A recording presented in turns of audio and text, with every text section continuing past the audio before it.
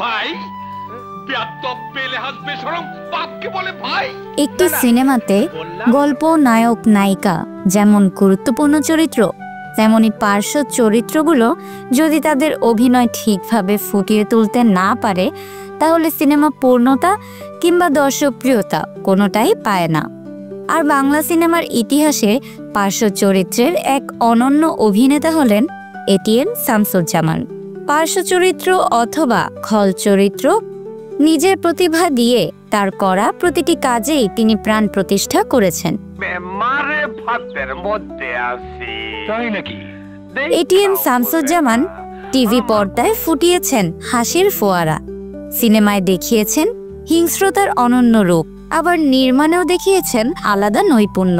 তাকে তো সব্যসাচী বলাই যায়। শিল্প সংস্কৃতির প্রায় সব শাখাতেই উজ্জ্বল দ্যুতি ছড়িয়েছেন তিনি।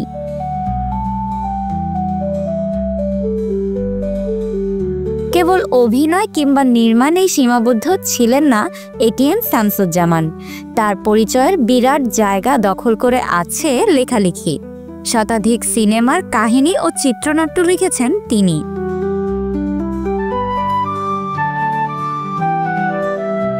এটিএন শামসুজ্জামানের জন্ম 1941 সালের 10 সেপ্টেম্বর নোয়াখালীতে। উচ্চশিক্ষা গ্রহণ করেছিলেন জগন্নাথ কলেজে।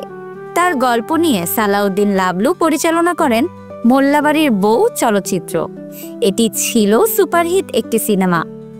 একটা সময়ে তিনি চলচ্চিত্রে অভিনয় কমিয়ে দিয়েছিলেন, টিভি নাটকে নিয়মিত অভিনয় করতেন তখন।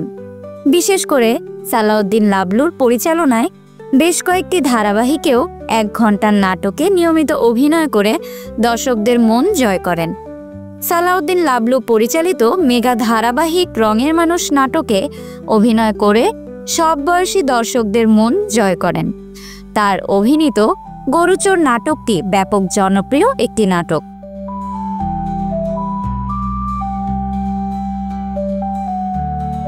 বর্ণাঢ্য সিনে জীবনে এটিএন শামসুজ্জামান 6 বার জাতীয় চলচ্চিত্র পুরস্কার পেয়েছেন। এই আয়োজনে তাকে আজীবন সম্মাননাও প্রদান করা হয়েছিল।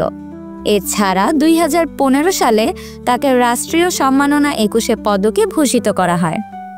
অভিনয়ের আকাশে ধ্রুবতারার মতো উজ্জ্বল এই কিংবদন্তি চলে গেছেন 2021 সালের 20 ফেব্রুয়ারি। অভিনেতা হিসেবে তার প্রায় সবকিছুই অর্জন করেছিলেন এটিএন শামসুজ্জামান, কিন্তু তারকা খ্যাতি তার সুন্দর শিশু মনটিকে কখনোই কঠিন করেনি। তিনি সর্বদা হাসি খুশি উদার মানসিকতার ছিলেন।